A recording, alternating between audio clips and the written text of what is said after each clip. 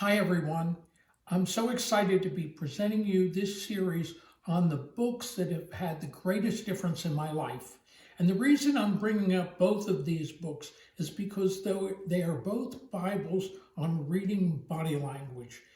Basically, it's the reading of body language that we can learn so much more about what a person is thinking and feeling if we're a student of it than just listening to the words.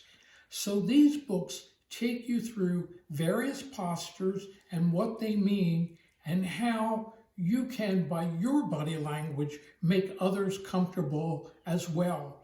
Once you read these books, you'll see things you never saw in other people, and it'll make you a better listener and a better partner in every aspect of your life.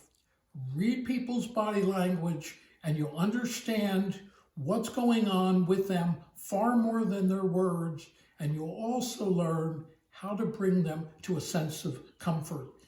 Invaluable, indispensable knowledge is what you'll find in these books, and the obvious that's been right there all the time suddenly will jump out at you. Thank you and have a great day.